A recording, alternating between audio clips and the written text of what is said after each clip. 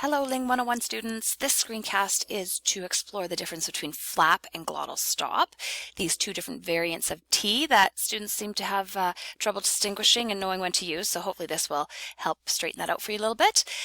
So flap and glottal stop sound quite different, even though they seem to appear in very similar environments, which is sometimes tricky for students because they both occur in the middle of words that are spelled with a T, but quite often in the basic Canadian English dialect, we don't pronounce a T sound in the middle of these words. It's spelled with a T, but it doesn't have a T in the middle of it.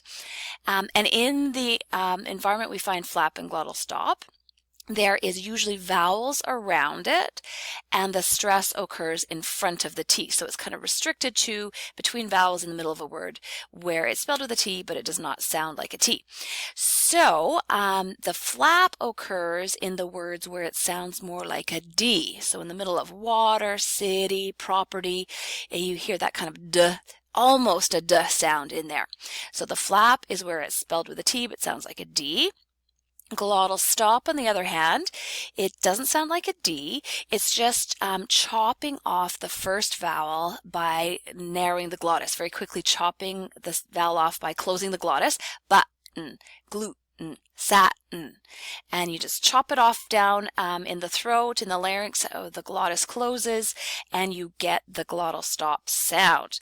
So if you're not that good yet at distinguishing them based on hearing the difference, you just need to follow a rule because we find them in different environments.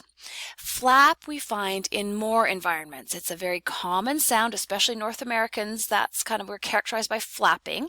So we find flap in lots and lots of words. The typical environment, as I was talking about earlier, between vowels, if the vowel in front is the stressed vowel. That R in brackets just means that sometimes you can also have a little R surfacing after the first stressed vowel, but you don't have to have the R there. That's the brackets mean it's optional, or sometimes it's there, sometimes it's not.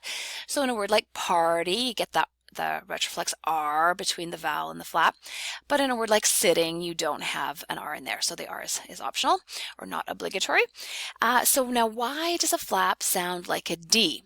Because it is very similar to a D in its acoustic properties and its articulatory properties.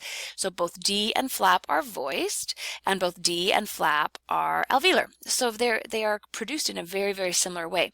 The difference is the speed of articulation. D is one of those non-continuants. Remember how stops and affricates we group into that non-continuant category, where we totally block the flow of air momentarily? The rest of the sounds are continuants. So flap, being a liquid, is considered to be a continuant, where the air flows continually as you articulate it. So the flap is just much quicker. So water, we just quickly flap the tip of the tongue up to the alveolar ridge and down again, and we don't totally block the flow of air. We don't say water, which would be pronouncing it with a D instead of a flap in there.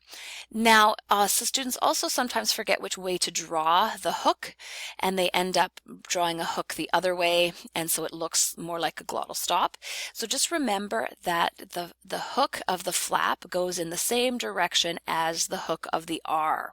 And flap and R are both alveolar liquids. They're both in the same box on our chart, and the hook goes in the same direction as the R.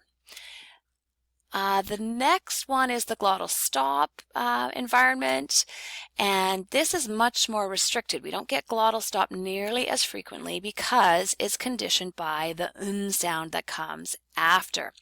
So we had the button and carton and flatten. Sometimes it's spelled O-N, sometimes it's spelled E-N, sometimes it's spelled A-I-N, like the curtain example, but we pronounce them all so we get glottal stop occurring before n, and it definitely does not sound like a D. We don't say carden, fladden.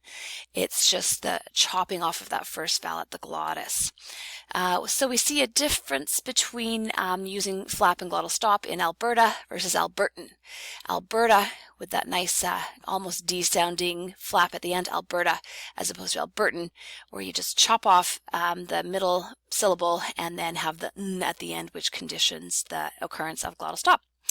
So hopefully that clarifies a little bit and helps you figure out the distinction between flap and glottal stop moving forward. Good luck.